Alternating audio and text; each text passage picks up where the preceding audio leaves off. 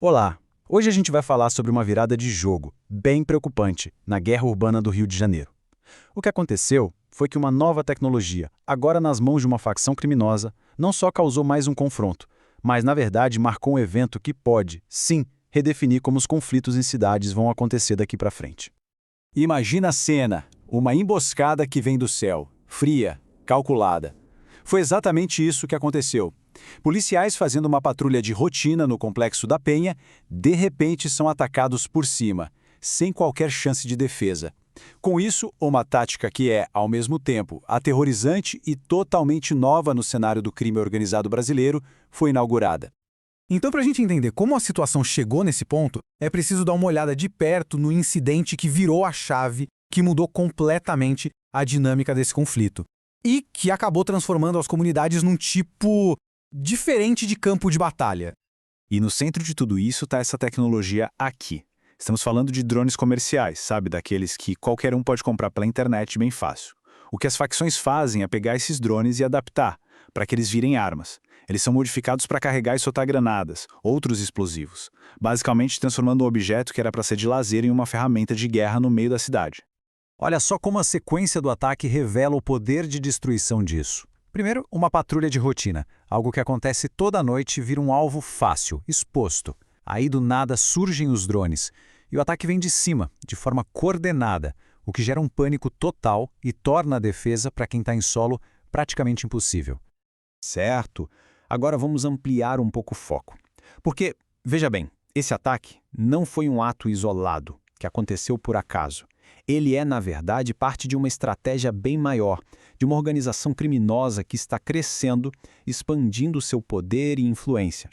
E quem está por trás dessa escalada é o Comando Vermelho, o CV. É uma das facções criminosas mais poderosas do Brasil. Eles são conhecidos por investir pesado, muito dinheiro mesmo, em tecnologia e armamento de ponta. E apesar da fama ser no Rio, o grupo não está nem um pouco restrito à cidade. Pelo contrário, está expandindo suas operações pelo país inteiro, com líderes bem conhecidos como o Japinha do CV.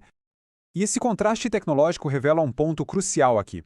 De um lado, a gente tem o Comando Vermelho usando drones super avançados, não só para atacar, mas também para vigiar o território. Do outro lado, o Estado, com forças policiais que muitas vezes trabalham com equipamentos assim bem defasados. Essa diferença, essa simetria tecnológica, acaba sendo um fator-chave que explica muita coisa nesse conflito. E para ter uma ideia da escala dessa operação, olha esse número, 550. Essa é a quantidade de laboratórios de cocaína que as autoridades suspeitam que o CV opera, no Brasil inteiro. Isso aqui deixa muito claro que não estamos falando de um grupinho local, mas sim de uma verdadeira empresa do crime com alcance nacional. Ok, mas diante dessa ameaça toda, dessa nova tática, qual foi a resposta do Estado? Agora, a gente vai ver a contraofensiva do governo e das forças de segurança, a tentativa de retomar o controle. A resposta veio na forma de uma mega operação. Uma ação gigantesca em larga escala foi lançada contra as facções. Só que o resultado imediato foi letal. Dezenas de pessoas morreram, num episódio que testemunhas chegaram a descrever como uma verdadeira carnificina. Apesar disso, a perspectiva oficial do governo do estado foi essa aí, um sucesso. Foi assim que o governador Cláudio Castro classificou a operação. Mesmo com o alto número de mortos para ele, foi um sucesso na luta contra o crime. Só que, em completo contraste, o presidente Lula se declarou estarrecido com o número de vítimas civis. Essa diferença de opiniões, entre o governador e o presidente expõe uma divisão política muito profunda sobre se esse tipo de operação policial é eficaz e se é legítima. Bom, mas deixando de lado as estratégias e os discursos políticos por um momento, qual é o impacto real dessa guerra na vida das pessoas que estão ali no meio do fogo cruzado? É sobre esse custo humano que a gente vai falar agora.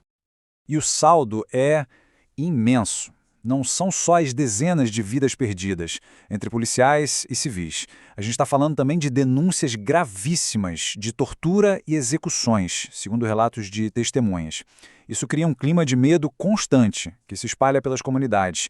E, claro, serviços públicos essenciais como saúde e educação acabam sendo muito, mas muito prejudicados.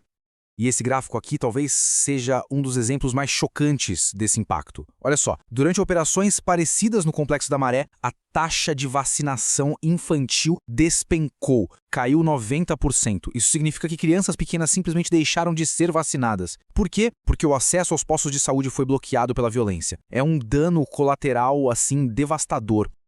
E tudo isso nos traz a pergunta final, a questão central de toda essa análise. Com grupos criminosos pegando tecnologia barata, acessível e transformando em arma, será que o Rio de Janeiro está se tornando uma espécie de laboratório para o futuro da guerra urbana?